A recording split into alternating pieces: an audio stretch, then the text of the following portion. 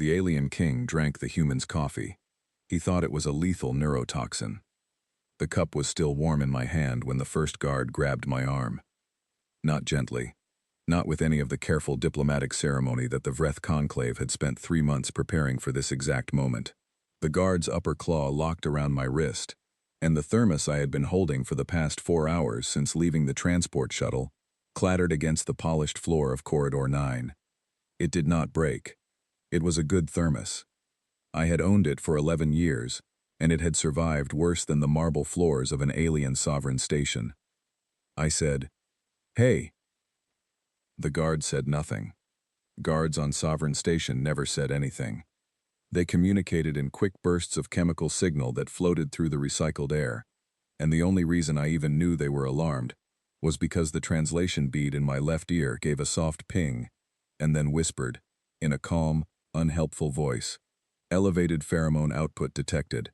Context, threat response." I looked at my thermos on the floor. I looked at the 2 additional guards who had materialized from doorways on either side of me. I looked at the one still holding my wrist. "That is my breakfast," I said, very slowly and clearly, because the translation beads worked better when you did not rush. "I would like to pick it up." The bead pinged again. "Alert! Station sensors have flagged an unknown biological compound in this corridor. Lockdown protocol has been initiated." I stared at the thermos. Then I understood. "My name is Yara Hendricks. I am 34 years old. I was born in Bristol, which is a city in England, which is a country on a planet called Earth, which most of the galaxy had politely ignored for about 6,000 years, until we showed up at their borders in a ship held together with ambition and bad decisions. I hold a doctorate in xenolinguistics from Oxford University, and a secondary qualification in interspecies crisis mediation from the United Earth Diplomatic Corps, which is a title that sounds more impressive than it is. What it actually means is that I am the person they send when a situation is already strange, and they need someone who will not panic. I am also, and I cannot stress this enough, someone who needs coffee to function. Not in the way that people sometimes say that as a joke. Not in the way that office workers back home print it on mugs and laugh about it. I mean it in the medical, documented, reviewed by 3 separate physicians way. My body runs on a sleep schedule that has been broken since university. My resting heart rate is slightly elevated, and without a cup of dark roast in the morning I develop a headache that starts behind my left eye and works its way through my skull over the course of about 40 minutes, until I am essentially useless. My medical file notes this. The Diplomatic Corps notes this.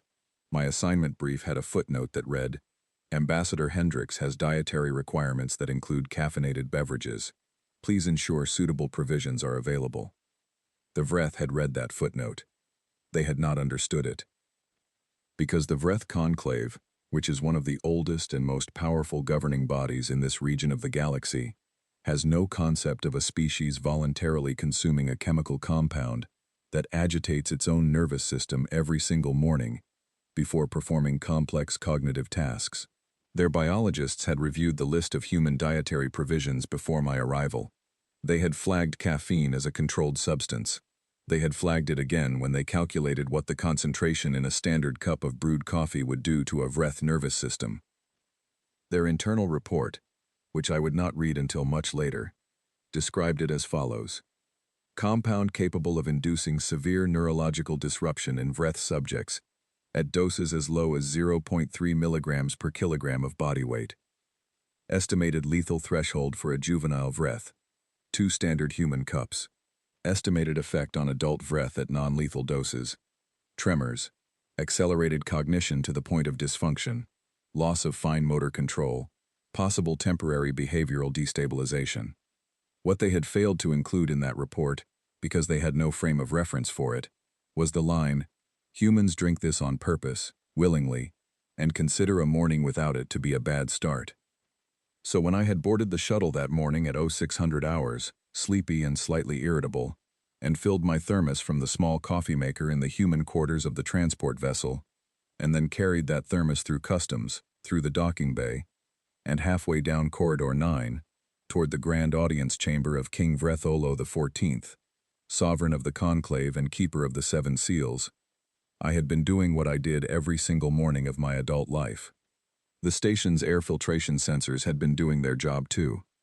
They had detected the aromatic volatile compounds released by 4 hours of slowly cooling dark roast coffee at a temperature of 82 degrees Celsius.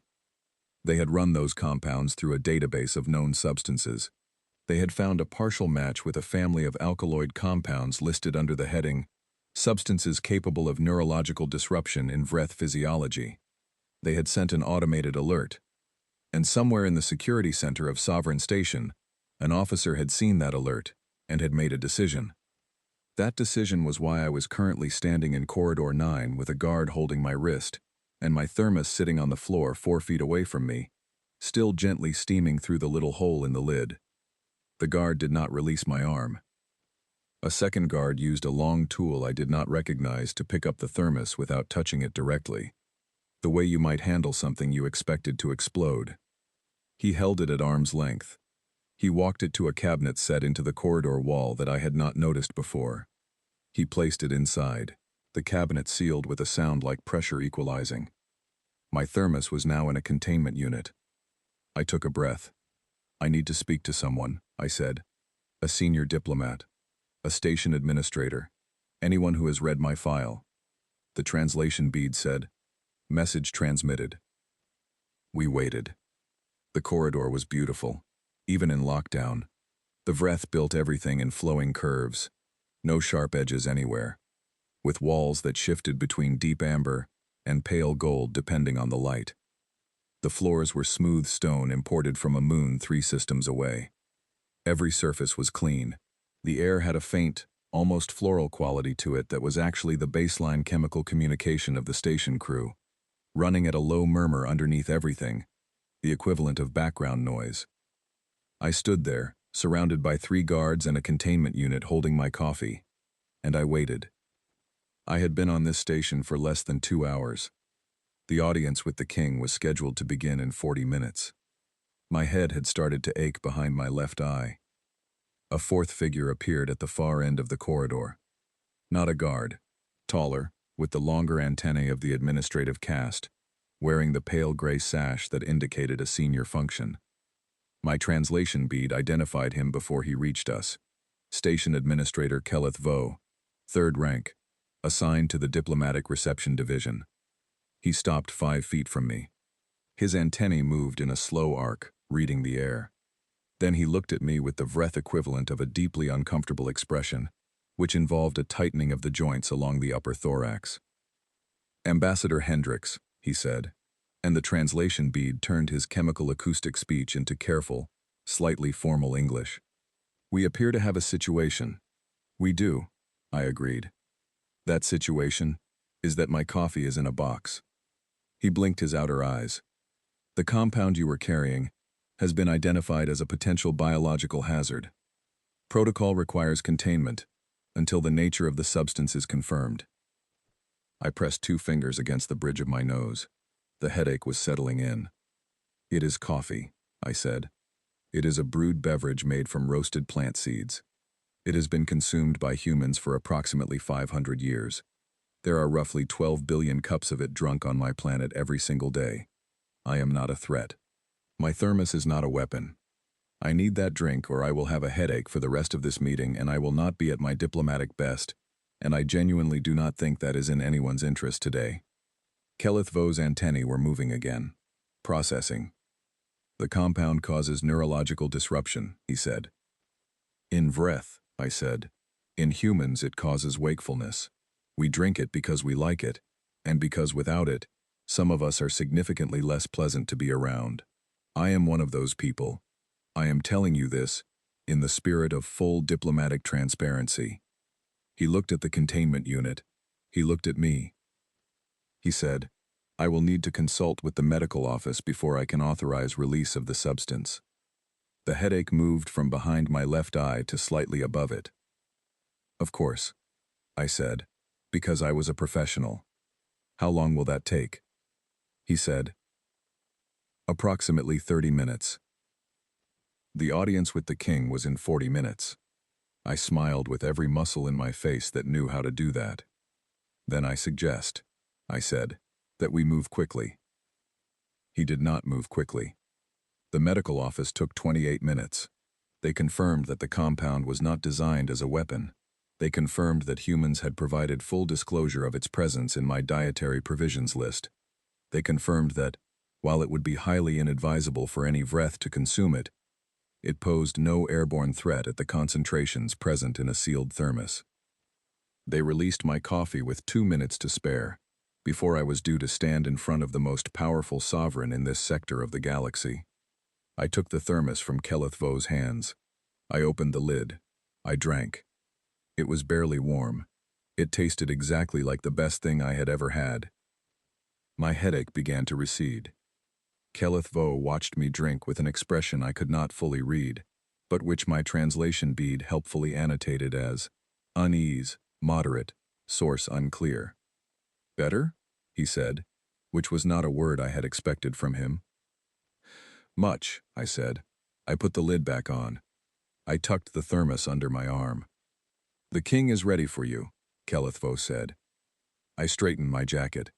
I rolled my shoulders once. I took one more small sip because I deserved it. "Then so am I," said. And I walked toward the grand audience chamber of King Vretholo XIV with my coffee under my arm and my head clear for the first time all morning, completely unaware that in roughly 10 minutes, the most powerful alien sovereign I had ever met was going to ask me if he could try some.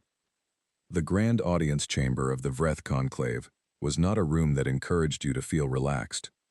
It was enormous in the specific way that powerful civilizations build enormous things, not because they need the space, but because they want you to understand, the moment you walk in, that you are very small, and they are very old.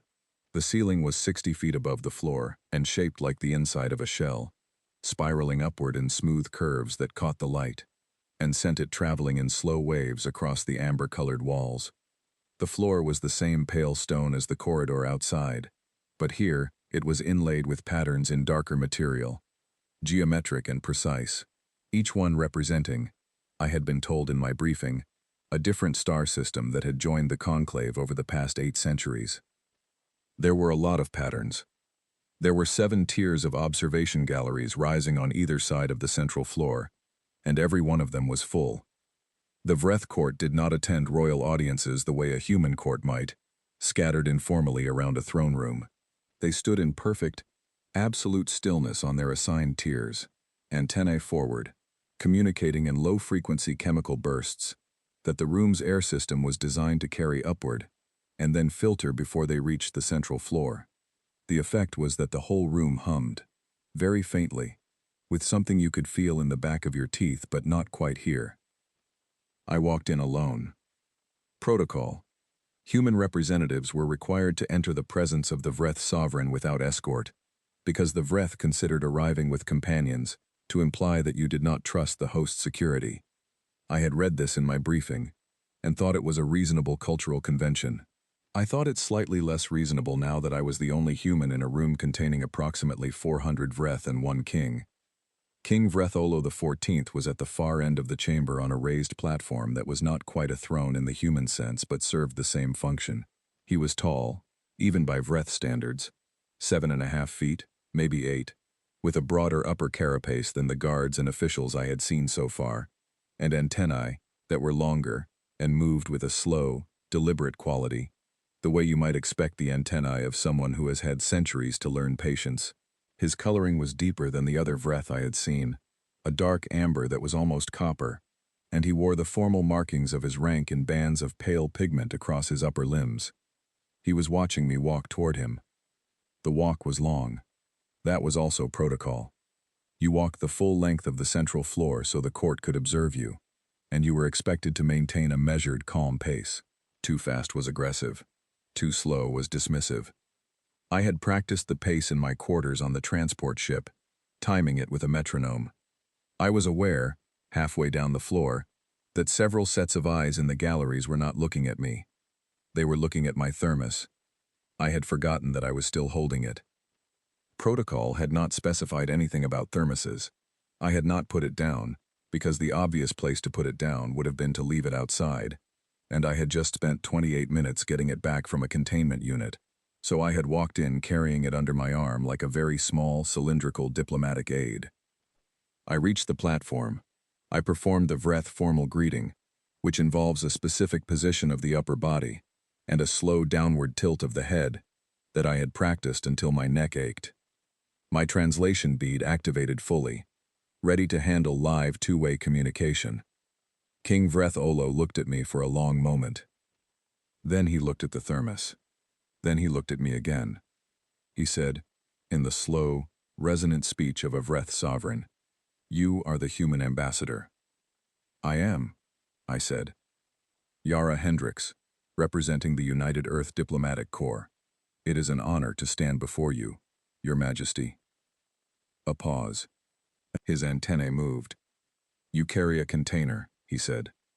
"I do," I said. "It holds a beverage, a human dietary provision. I was cleared to bring it in by your medical office approximately 6 minutes ago.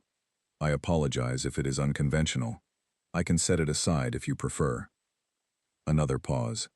Longer this time. "My security division," he said, "sent me a report this morning about a substance detected in the diplomatic corridor, a substance they described as a potential neurological hazard."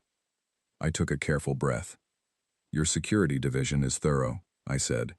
"That report was about the contents of this thermos. The substance is called coffee. It is a brewed beverage made from roasted plant seeds. It is consumed by humans daily, voluntarily, and without medical supervision. It is not a hazard to humans.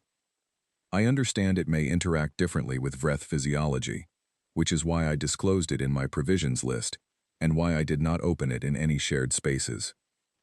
His antennae moved again, slowly, in the direction of two of his advisors on the lower tier of the platform. A chemical exchange passed between them, too quick and complex for my bead to translate in full. What came through was a fragment, the same compound, the same one from the report. One of the advisors responded. My bead caught. "Confirms non-weaponized. Consumed routinely. Human medical documentation attached." The king looked back at me. "Your own physicians," he said, "have documented that this substance is necessary for your daily function?" "They have," I said. "And you consume it every morning?" "Every morning," I said, "usually with a small amount of sugar, but I ran out of sugar on the shuttle." His antennae were very still. That was the Vreth equivalent of a furrowed brow. "What does it do," he said, "to you, in your own words?" I thought about this. 11 years of drinking coffee, 34 years of being a human. "It makes me feel awake," I said. "My body does not wake up fully on its own. Many humans are the same. Coffee activates the nervous system. It makes the mind clearer. It allows me to think faster and concentrate for longer. Without it, I am slower, I develop pain, and I am less effective at my work." "You are less effective without it," he said. "Significantly," I said. He was quiet for a moment, that stretched long enough that I could hear the very faint hum of the court's background communication above us. Then he said, "And this is effective with it. What you are doing now. This is you at full capacity. This is me at roughly 90%, I said honestly, because the coffee had only been half warm. I would have been better with a fresh cup." His advisors exchanged another quick burst of chemical communication. My bead caught one word clearly, repeated twice. "Astonishing." The king leaned forward on his platform, a small movement that on a human might have seemed casual, but on a Vreth sovereign carried the weight of genuine interest. "I would like," he said slowly, "to see this substance." My translation bead did not flag this as a request. It flagged it as a statement of intent, which in Vreth communication is a different thing entirely. A request can be declined. A statement of intent from a sovereign is a signal that the situation has shifted. I looked at the thermos in my hand. I looked at him. Every diplomatic instinct I had, every hour of training, every briefing note and cultural sensitivity document, and xenolinguistic protocol module said one very clear thing to me in that moment. Do not let the alien king touch your coffee. And then the king did something I had not seen any Vreth do since I arrived. He reached out his primary upper limb, extended toward me, palm open. It was the Vreth gesture for, "Give it here." He had learned it from our briefing materials. He was using it deliberately, in the human style, to make the request in terms I could not misunderstand. I said, "Your Majesty, I should tell you that this substance has a significant effect on Vreth nervous systems. Your own medical office flagged it as a potential hazard. I would not recommend." "I am aware of what my medical office flags," he said. "I am the one who receives the reports." "Then you know that." "I know," he said, "that your species drinks a neurological stimulant every morning as a matter of routine. I know that you walked into this chamber carrying it openly, which suggests you did not consider it dangerous. I know that you are standing in front of me, having already consumed some of it today, and that you tell me you are not yet at full capacity." His antennae moved in a direction I had not seen before. My bead offered one word for it: curiosity. He continued, "I want to understand what it is that I am negotiating with. I want to understand what a human is when she has had her morning compound." I stood there. There was a long silence. Then I said, very carefully, "I am going to suggest, very respectfully, that one sip would be more than sufficient for observation purposes, and I am going to ask that your medical officer be standing by." The king said, "My medical officer is always present during royal audiences." He was still holding his limb out. I opened my thermos. The smell rose into the air immediately, rich and dark and earthy, and I heard the galleries above me react to it in a wave of chemical communication that my bead reduced to a single collective impression: unknown, alert, unknown. I held the thermos out. The king took it. He brought it close to where his sensory organs were clustered at the upper front of his head. His antennae moved through the steam slowly, reading it. He made a sound I had never heard a Vreth make. My bead did not translate it because it was not language. It was something between startlement and fascination. Then he drank. One long, deliberate draw, not a sip. He had watched me and understood it was a drinking vessel, and he did it the way he did everything, with authority. He handed it back to me. I took it. I put the lid on. The grand audience chamber of the Vreth conclave was absolutely silent. The king sat very still for 4 seconds. Then his eyes, all 4 of them, dilated to the size of large coins. Then he stood up. He stood up from the sovereign platform for the first time since I had entered the room, which was a thing that, as I would later learn, had not happened in the middle of a formal audience in 63 years.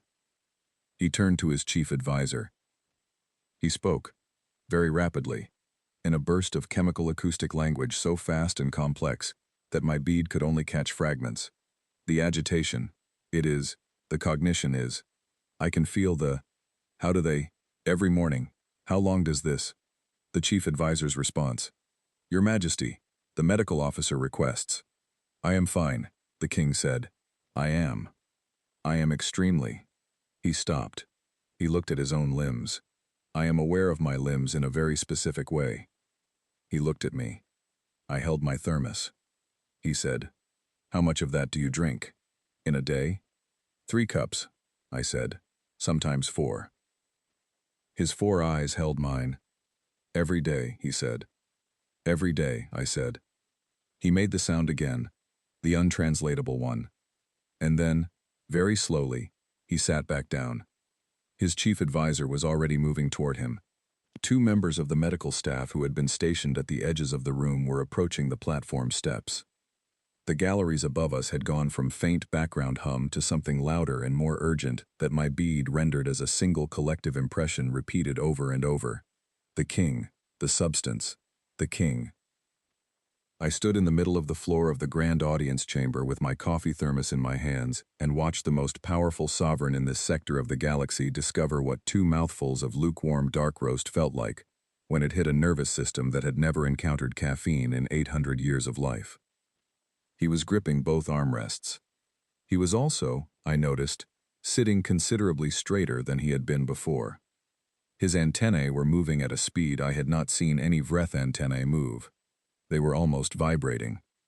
The chief advisor crouched beside the platform and spoke to him in rapid, low bursts. The king responded. My bead caught 3 words clearly. I am fine. And then, a moment later, one more word, spoken in a different tone entirely. A tone I recognized from my own mornings, from the moment the first sip hit and the world sharpened and the day became possible. Remarkable, the king said. I closed my fingers a little more tightly around my thermos. This was going to be a very interesting day. I was arrested 45 minutes later. Not immediately. There was a delay, because the king spent those 45 minutes doing things that his court found, to put it generously, unusual. He reorganized the seating assignments on the lower advisory tiers, which had not been touched in 12 years, and he did it by memory, from across the room, gesturing with 3 of his upper limbs simultaneously. He requested that 2 separate reports that had apparently been sitting unresolved on his administrative docket be brought to him immediately, and resolved them in quick succession. He called for a review of a trade agreement with a neighboring system that he said he had been meaning to address for some time. He addressed it.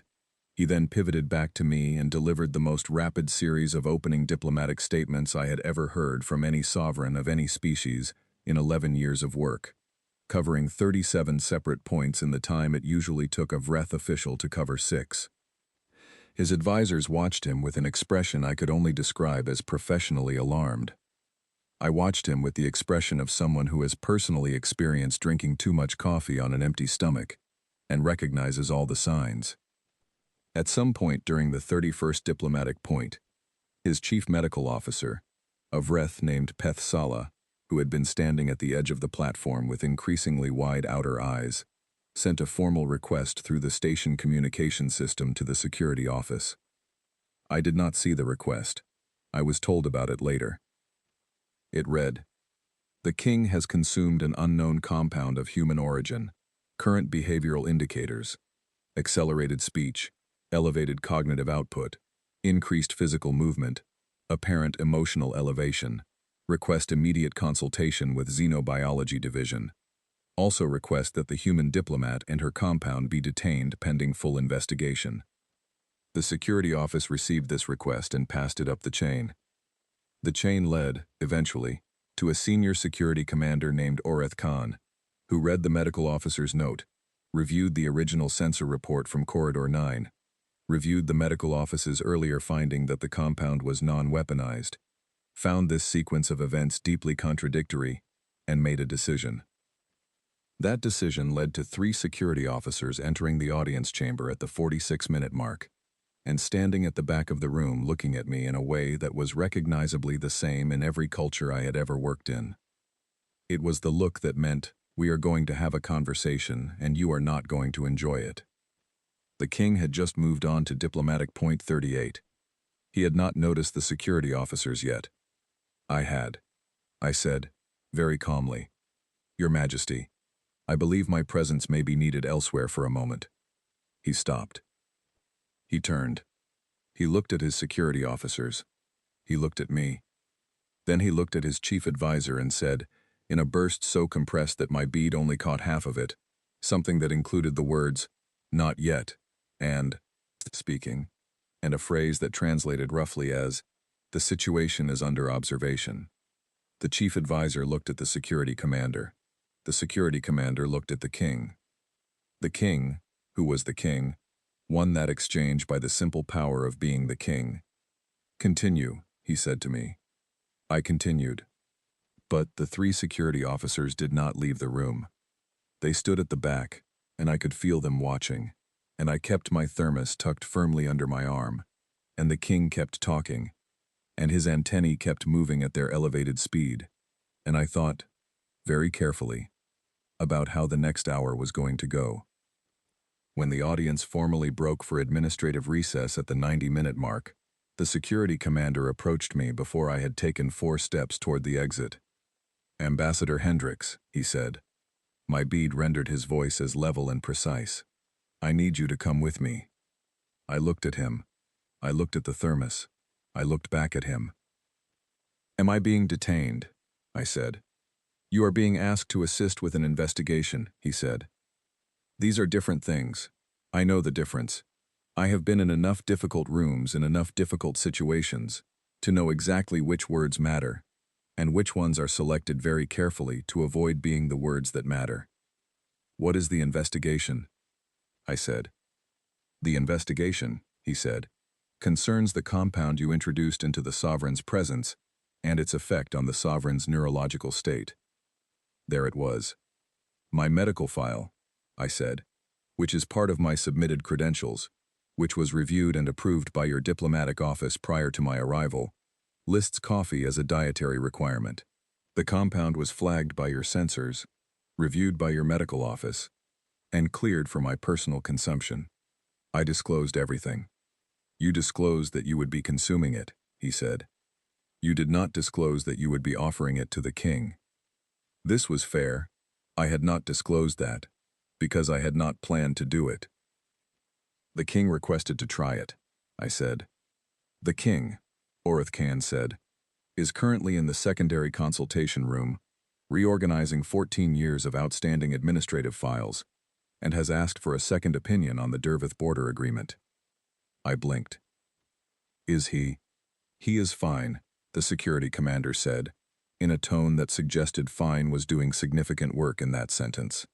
He is, according to the medical officer's latest assessment, experiencing elevated cognitive function, increased verbal output, heightened organizational motivation, and what the medical officer describes as a sense of urgency toward unresolved matters. I nodded slowly. That is what coffee does, I said. To a human, he said, in doses appropriate for a human body. The king is not human.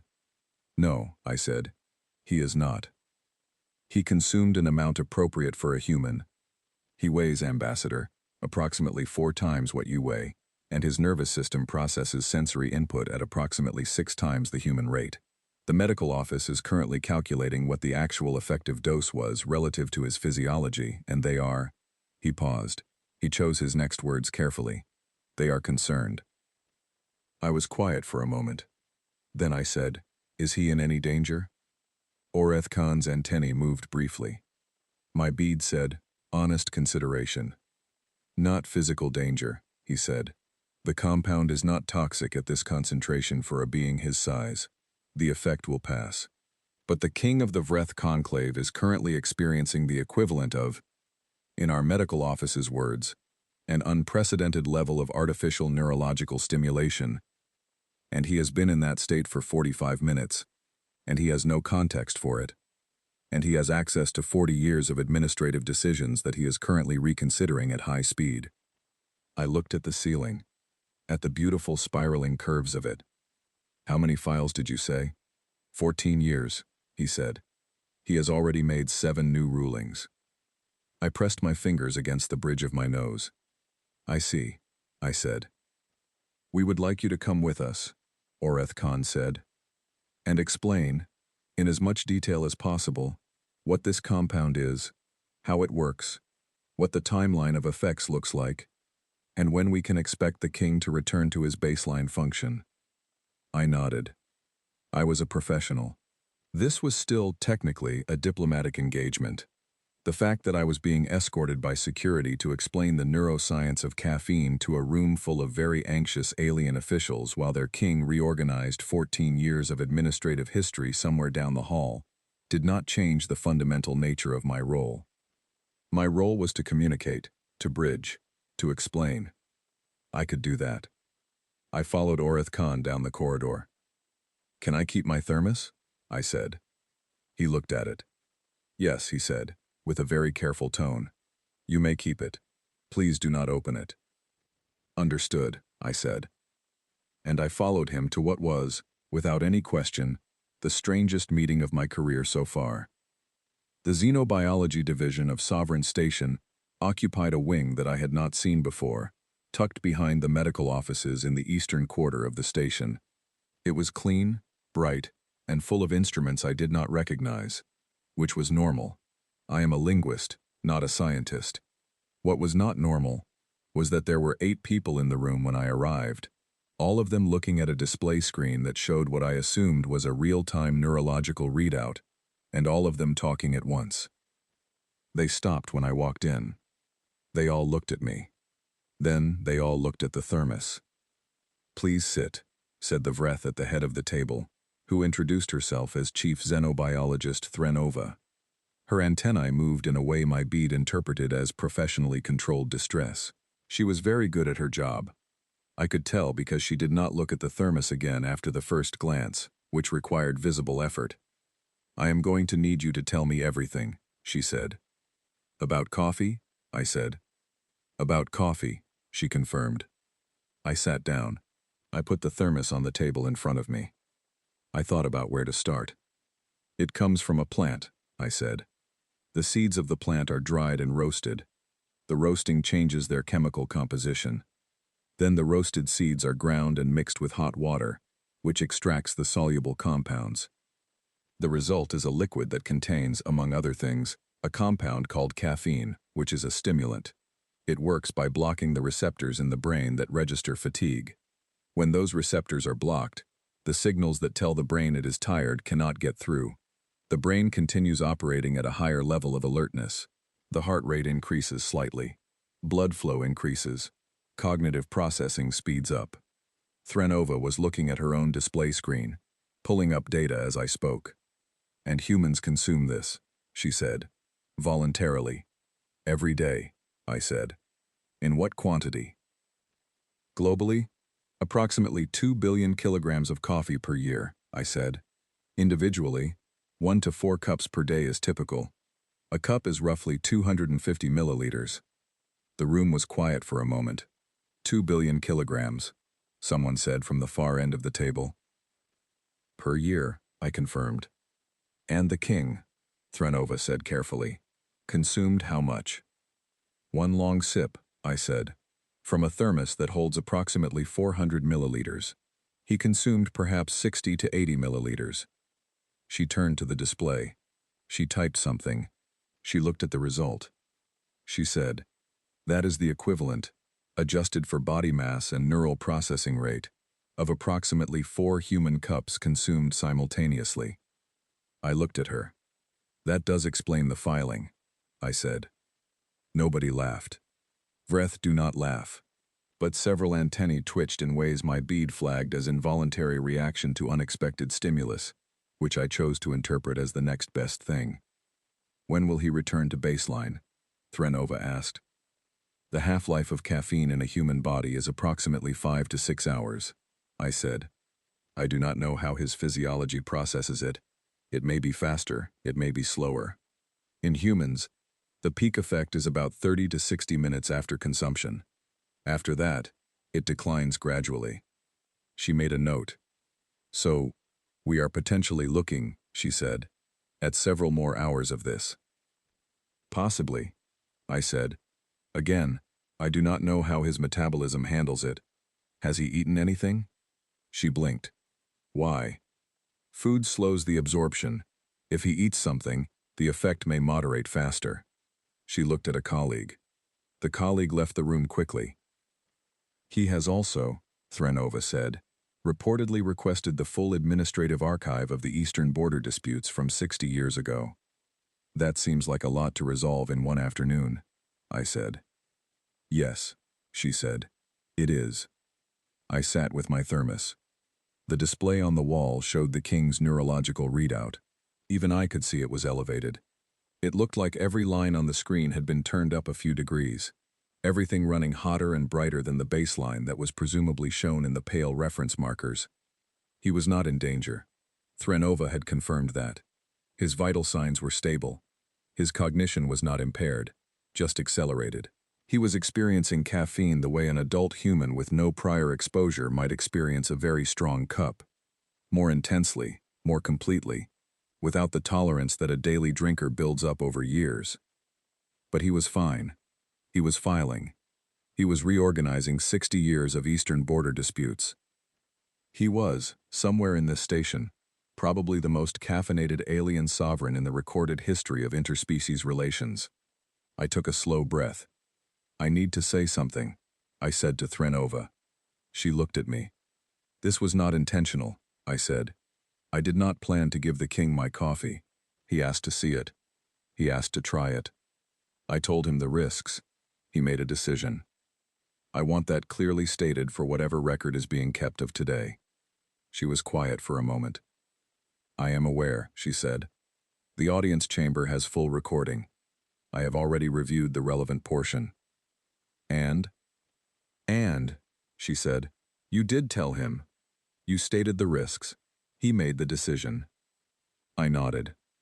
However, she said, and I felt the however before she said it. The way you feel cold air before a door opens. You are still here as a guest of this station, and the substance was yours, and the king is currently... She paused.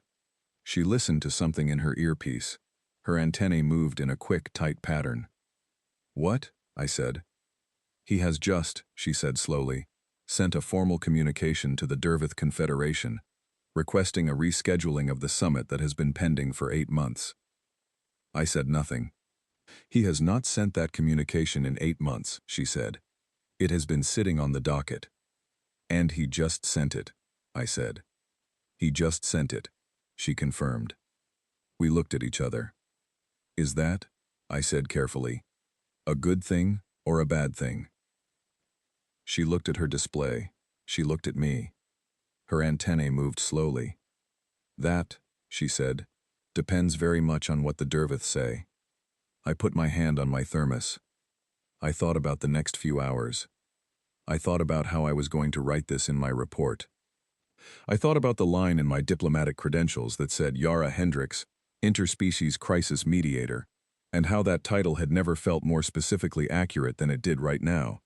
Sitting in the xenobiology wing of Sovereign Station, while the king of the Vreth Conclave speed-processed 14 years of outstanding paperwork because he had tried my coffee and discovered that being caffeinated was a fundamentally different experience than being merely awake.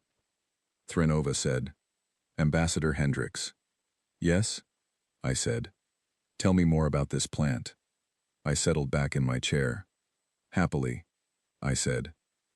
And I did. For the next 2 hours, I explained coffee to the chief xenobiologist of the Vreth Conclave. The plant, the process, the history, the culture, the science. I explained the trade routes, the varieties, the roast levels. I explained why some people preferred it with milk and some without. I explained what espresso was. I explained the concept of a coffee break and why humans had institutionalized a mid-morning pause in their workday specifically to consume it. Threnova listened to all of it with the focused attention of someone building a case file. At one point she said, You are telling me that your entire species has organized its working schedule around the consumption of this substance. Largely yes, I said. And without it, we are slower, less focused, and often less pleasant, I said. For many of us. Not all. Some humans do not drink coffee. We consider them a little unusual. Her antennae made the twitching motion again. Your medical file, she said, notes that this is a dietary requirement for you specifically. My physician felt it was worth documenting, I said. She looked at her notes. She looked at me. If someone, she said, very carefully, were to have detained you this morning and prevented you from accessing this substance before your audience with the king, I would have had a significant headache and been considerably less effective at my job, I said, which is part of why I was insistent about retrieving it from your containment unit. She was quiet for a long moment. The security division, she said, did detain you this morning. For 28 minutes, I said. And you were managing, I said, but not at my best. She looked at her display. At the king's readout, still elevated, still running hot and fast. Then she said, very quietly, You came to this station having been delayed and mildly impaired by our security response, recovered with your compound, walked into that chamber, and conducted diplomatic business. Yes, I said. And that was you, she said, at 90%. Roughly, I said. What? She said. Are you like at 100? I smiled. You will have to schedule a follow-up meeting to find out, I said. With a fresh cup and no containment incidents. She made a note. I suspected it was a note about scheduling a follow-up meeting. The king returned to the audience chamber the following morning. Not that morning, obviously. That day ended with me in a comfortable but clearly monitored guest suite, and the king in some other part of the station, presumably running through the last of the caffeine and the last of the administrative backlog simultaneously, like a very large and very powerful engine finally getting the fuel it had been missing. The invitation arrived at 0700, formal, sealed, delivered by Keleth Vo himself, who stood in my doorway with the expression of someone who had been awake all night and was not sure how he felt about any of the events of the previous day. "The king requests your presence," Keleth Vo said. "When?" I said. "Now," he said. I had, of course, already made my coffee. I had used the small portable maker I kept in my travel bag, the one that used pressurized capsules and produced something slightly inferior to a proper brew, but enormously superior to nothing. The cup was in my hand when I opened the door. Keleth Vo looked at it. I looked at him. "I am not," I said, "going anywhere without it." He stepped back from the doorway. I walked out into the corridor. The audience chamber looked the same as it had the previous day. The same amber walls, the same patterns on the floor, the same spiraling ceiling. But the galleries were less full. Most of the court had been dismissed. There were perhaps 40 Vreth present, mostly advisors and senior officials, and the medical officer Peth Sala, and Thren Ova from the Xenobiology Division, who had apparently been invited, and who gave me a small nod when I entered. King Vreth Olo was on the platform. He was sitting very still.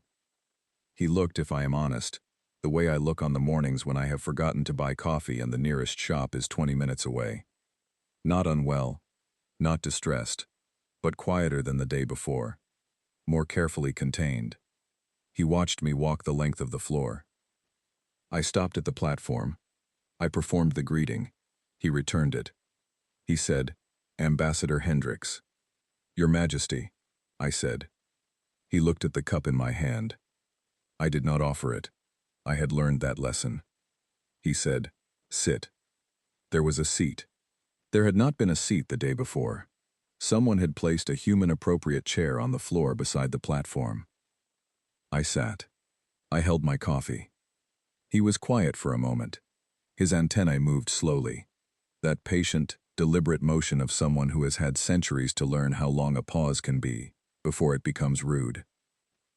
Then he said, "I have been told that what I experienced yesterday was the normal effect of your morning compound on a human body, scaled appropriately for my own physiology." "That is my understanding," I said. "I am told that a human, after consuming that compound every day for years, builds a tolerance, that the effect moderates." "Yes," I said. "A regular drinker does not feel the effect as intensely as a first-time experience." "But without it," he said, "a regular drinker returns to a baseline that is lower than their normal function." "That is accurate," I said. "Though I would note that humans who do not drink coffee function perfectly well. We are not an impaired species without it. It is more that those of us who drink it regularly have established a new normal." "A new normal," he said. He tested the phrase carefully, turning it over. "You have shifted your baseline through daily consumption of a stimulant." "Some of us have," I said. He was quiet again. "I reviewed the Eastern Border files last night," he said. "All of them." I said nothing. "I made 17 decisions," he said. "I reviewed them this morning." A pause. 12 of them were correct. 3 required adjustment. 2 were made in haste. Another pause. "This is a higher accuracy rate than my normal administrative review process, which typically resolves 8 to 10 cases per session." I looked at him. "I am not recommending this as a governing strategy," I said carefully. "No," he said. "I am not suggesting that you are." He looked at his own limbs, then back at me. "I am telling you what I observed, because yesterday was, in the history of this court, an unusual day, and I want to understand it." "What would you like to understand?" I said. "Everything," he said. So I told him. Not the scientific version I had given Threnova, not the chemical breakdown, Not the alkaloid structures, not the neuroreceptor mechanics. I told him the human version. I told him about the first cup in the morning, and the particular silence of a kitchen, before anyone else is awake. I told him about coffee shops and the way humans gather in them, not because they need to be together to consume the drink, but because the drink gives them a reason to sit and talk. I told him about the ritual of it, the way the smell is part of the function, the way the warmth of the cup in your hands is not incidental. He listened to all of it. When I was done, he said, "You are telling me that it is more than the compound." "Yes," I said. "The compound is the mechanism, but the ritual is the reason." "The ritual," he said, "of beginning the day with something that is warm and yours and familiar." "Yes," I said. He looked at me for a long time. Then he said, "I have been sovereign for 814 years. In that time, I have had a morning ritual that is considered essential to the functioning of this court. It involves a specific sequence of tasks, performed in a specific order. My advisors know not to interrupt it. It takes 40 minutes, and it has not changed in 2 centuries. I waited. "I did not think of it," he said, "as a ritual for the same reason as yours. But I think, perhaps, it is." His antennae moved. "It is something that is mine, that I begin each day with. That tells me who I am before I must be what everyone else needs me to be." I looked at my coffee. He looked at it too. "The difference," he said, "is that yours has additional chemistry." "Mine has additional chemistry," I agreed. Something in his posture shifted. Not much, but enough that I felt it, the way you feel a change in air pressure. He said, "The trade negotiation. We are scheduled to resume it tomorrow." "We are," I said. "I want it completed by the end of the day," he said. I looked at him. "That is," I said, "an ambitious timeline. There are 14 separate points outstanding." "I am aware," he said. "I reviewed them last night. I thought about that. 12 correct, 3 needing adjustment, 2 made in haste, 17 decisions in one night." "Your Majesty," I said, "I want to be transparent with you. The events of yesterday were unusual. I do not want any agreement reached today to be influenced by anything other than your clear judgment and your genuine assessment of your conclave's interests." He looked at me for a long moment. "Ambassador Hendricks," he said. "Yes?" "I have been making decisions about my conclave's interests for 800 years. The compound has passed through my system. I am not impaired. I am not elevated. I am myself." A pause. "I am also someone who spent last night reviewing 14 years of outstanding files, and who would like very much to complete this negotiation today, so that I can move on to other matters." I held my cup. I thought about this man, this ancient alien sovereign, who had spent 800 years moving carefully and patiently through his responsibilities, and who had, for 12 extraordinary hours, gotten a glimpse of what it felt like to move faster.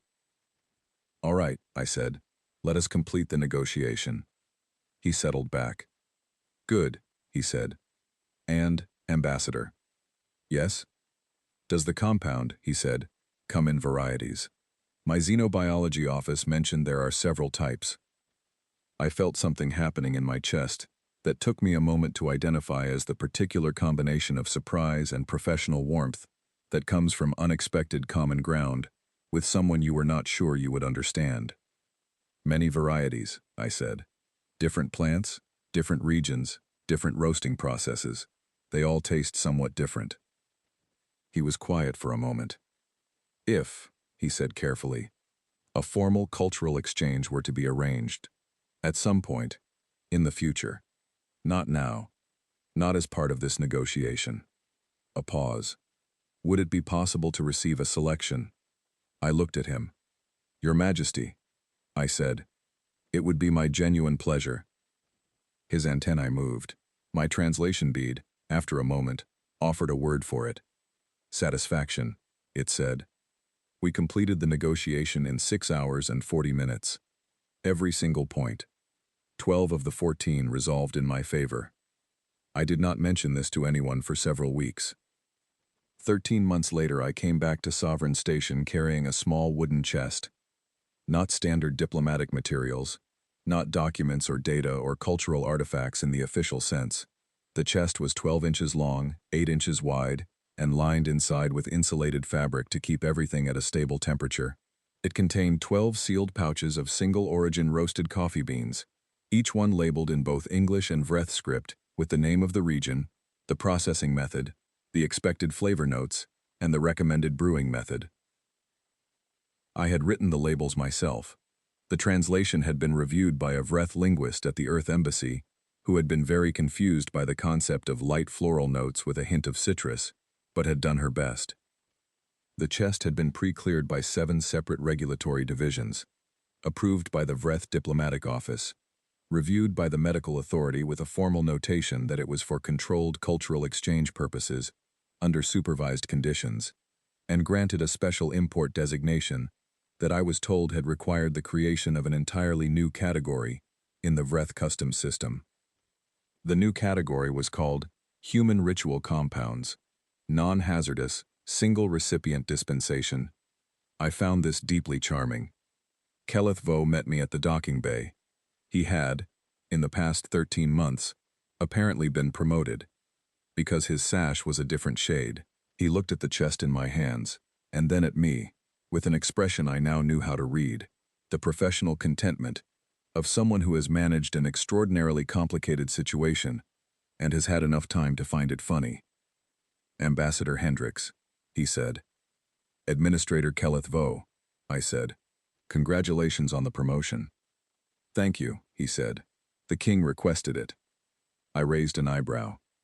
After the negotiation, Keleth Vo said, the king reviewed several administrative decisions that had been delayed. My promotion was among them. I thought about 12 correct, 3 adjusted, 2 in haste. Which category? I said. He made the twitching antenna motion. He had done this before, in the corridor. The first time I had been arrested. I had not known what it meant then. I knew now. It meant amusement. The 12, he said. I smiled. The station had changed slightly, or perhaps I had just learned to read it differently. The amber corridors still hummed with chemical communication. The air still had its faint floral quality, but the guards who checked my credentials did not freeze at the smell of my travel bag, which suggested that someone had updated the protocols regarding human dietary provisions, specifically the section about aromatic compounds. Someone had also, I noticed, added a small notation to the customs clearance form. Under Special Considerations for Human Diplomatic Visitors, there was a new line. It read, Caffeinated beverages permitted in all areas of the station. Vreth personnel are reminded that these substances are routine nutritional provisions for humans and are not to be classified as hazardous materials. See Advisory Memo 37. I asked Keleth Vo about Advisory Memo 37. He said, it was distributed to all station personnel after your last visit. What does it say? I said. He was quiet for a moment. Then he said, it describes the nature of caffeine in human physiology. It explains that humans consume it daily, and that it is not a weapon or a toxin in the context of human use. It includes a summary of the relevant chemistry. He paused. It also includes a note from the medical office. What does the note say? He made the twitching motion again. It says, he told me, that any Vreth personnel who have concerns about the substance may contact the Xenobiology Division, and that under no circumstances should they accept an offer to try it from a human visitor, regardless of how persuasive the human's reasoning may be. I pressed my lips together very firmly to keep the expression off my face. Sound advice, I said.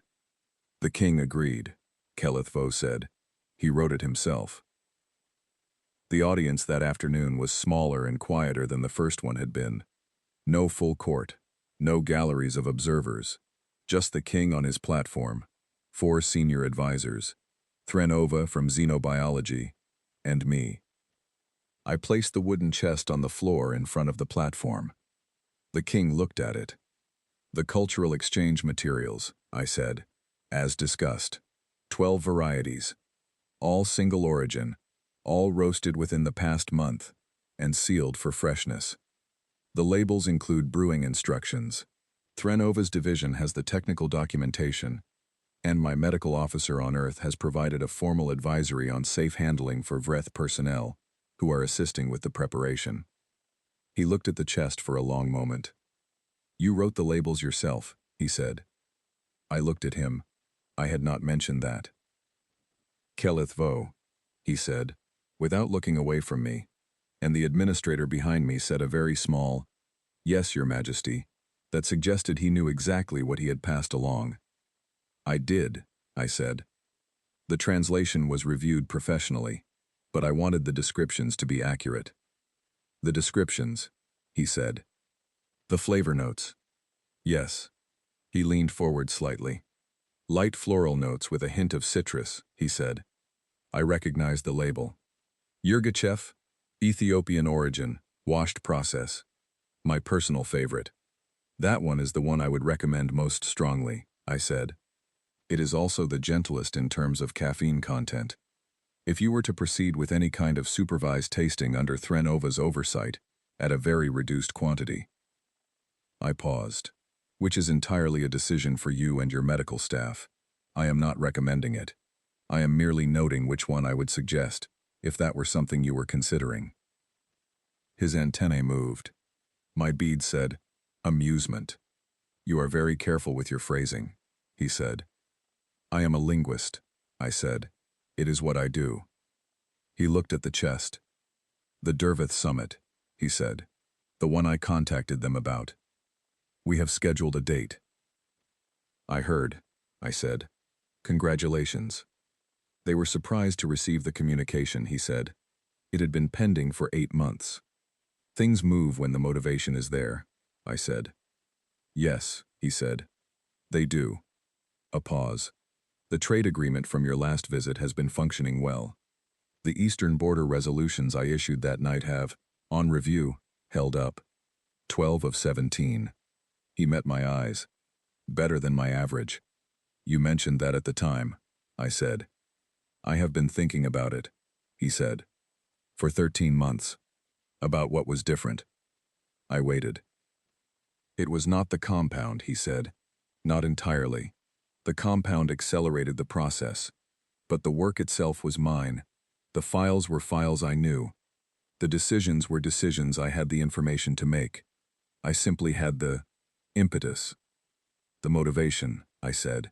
The urgency. Yes. He looked at the chest. I have been sovereign for 814 years. I have learned to move slowly, because slow movements last. Civilizations that rush fracture. A pause. But there is a difference between measured patience and accumulated delay. And I think, Ambassador, that I had some of the latter.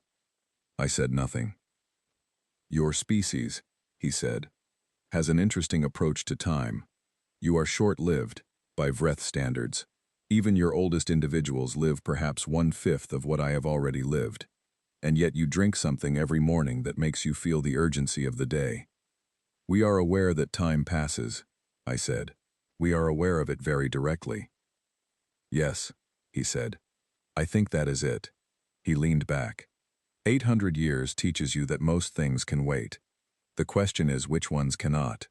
And I think your compound does not actually tell you the answer to that. It simply makes you feel that the answer matters. I held my coffee. I had not thought about it that way.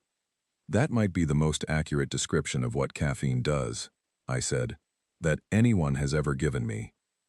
He made a small movement with his antennae.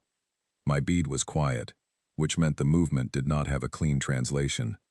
Sometimes that happened with the most genuine expressions. He said, I have been told that in your world there is a tradition. When a new agreement is reached, or a new understanding is established, a shared meal, a shared drink. I looked at him. Sometimes, I said carefully. Yes. He looked at the chest. Threnova, he said. The xenobiologist stepped forward. Your Majesty, she said. You have the documentation, he said. The advisory on preparation. I do, she said. And you have prepared the quantities we discussed. I have, she said. The amount is approximately 3 milliliters. diluted in 400 milliliters of a neutral liquid.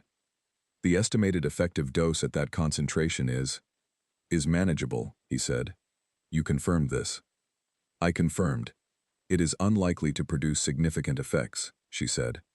It is a ceremonial amount. He looked at me. Would that, he said, be an appropriate acknowledgement of the understanding we have reached? In human terms? My chest did something complicated. In 11 years of diplomatic work, I had sat across tables from species who saw humans as small and new and unimportant. I had had doors closed in my face and documents delayed, and meetings rescheduled to signal hierarchy. I had eaten alone in rooms that were not meant for me, and spoken into translation beads that sometimes missed the meaning, and waited in corridors while ancient civilizations decided whether or not we were worth their time. I had never had a sovereign of 814 years look at me and ask if it would be appropriate, in human terms, to share a drink. Yes, I said, that would be exactly appropriate. Threnova produced 2 vessels. One was a human cup that had been, I realized, sourced from the human quarters on the station. It had a handle and was ceramic and was, I noticed with a small shock, my exact style of coffee cup, the kind I had mentioned in passing to Keleth Vo during one of our administrative meetings. Someone had paid attention. The second vessel was a Vreth ceremonial cup, narrow at the base and wider at the top, made of the same pale stone as the station floor, which the Vreth used for formal occasions. Threnova poured a small measure of diluted coffee into each. The king took the Vreth cup. I took the human one. He waited. I raised mine. He did the same. To understanding, I said, because I am a linguist, and I always have words when the moment calls for them. My translation bead transmitted it. His antennae moved. My bead offered the translation a moment later. To understanding, he said. We drank. He held it for a moment. The warmth, the smell, the 3 milliliters in 400 of neutral liquid, that was barely a ghost of the thing, but was recognizably the same thing. His antennae moved very slightly. I watched his eyes. They did not dilate this time. He set the cup down. Light floral notes, he said. I think I understand what you meant. I smiled. That is the Yurgachev, I said. Tell me about the others, he said. And I did. For 2 hours I told the king of the Vreth conclave about every pouch in that wooden chest, the varieties, the regions, the stories, the farmers and the trade routes and the way coffee culture had spread across Earth over 5 centuries, the arguments about brewing methods, the rivalries between regional varieties, the way certain cups were tied to certain memories for people, the way the smell of coffee in the morning could make you think of your grandmother's kitchen, or your university library, or the first apartment where you had ever truly been on your own. He listened to all of it.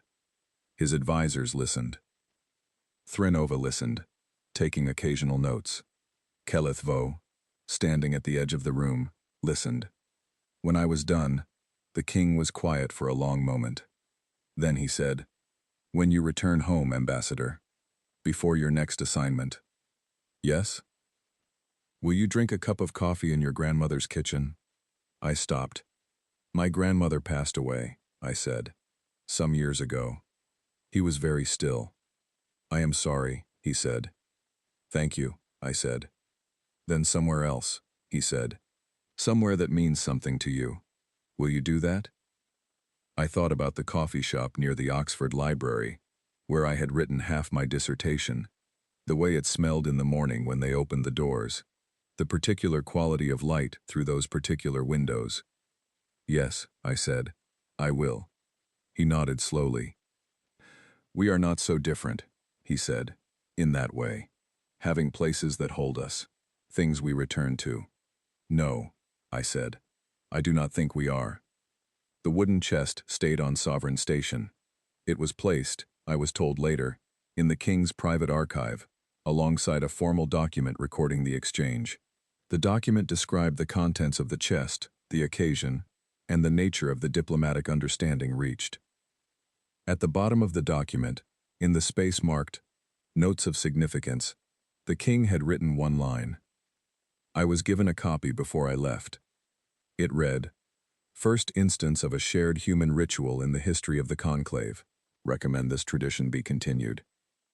I read it on the shuttle home, with my thermos in my lap and the stars moving past the window, and I thought about the morning I had walked onto Sovereign Station with my coffee under my arm, convinced I was prepared for everything, completely unaware of what was about to happen. My old thermos, the original one from my first visit, was now in the Vreth Imperial Museum. I had been informed of this by Keleth Vo in a formal letter that arrived at my office at the United Earth Diplomatic Corps 3 weeks after my second visit.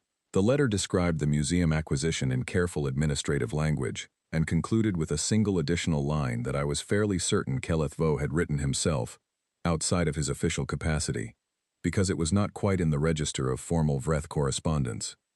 It said, "The exhibit label reads, Weapon of First Contact. Curator's note. The ambassador was asked to review the label for accuracy." She confirmed it and smiled. I had smiled. I was smiling now.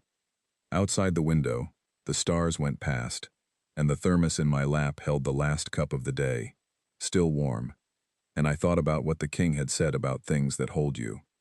Things you return to. I thought about Bristol and Oxford and the coffee shop near the library. I thought about a wooden chest in a Vreth archive and a shared cup of Yirgachev, and an 800-year-old sovereign learning, for the first time, that something could smell like morning, even when you had never had a morning the way humans have mornings. I thought about the galaxy, which is very large and very old and full of beings who have never heard of coffee. And I thought about what it meant that now, in one small corner of it, they had. I took the last sip. It was perfect.